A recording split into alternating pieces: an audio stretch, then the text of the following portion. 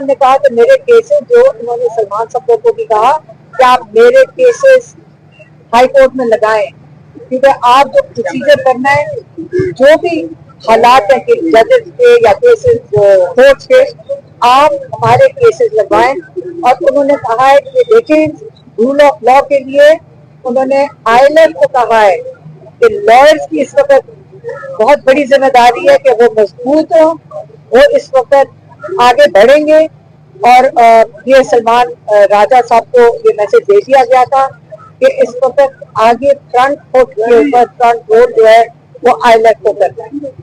फिर इमरान खान ने अपनी बात की, जो मैसेज दिया है वो सुहेल अफरीदी के लिए दिया है। उन्होंने सुहेल अफरीदी को कहा है कि तैयारी पकड़े स्ट्रीट मूवमेंट के लिए। उन्होंने कहा है कि तैयारी पकड़े स्ट्रीट मूवमेंट के लिए। और जो आखिरी चीज इमरान खान ने कही है, उन्होंने कहा है कि जिद्दोजहद इबादत है और मैं शहादत के लिए तैयार।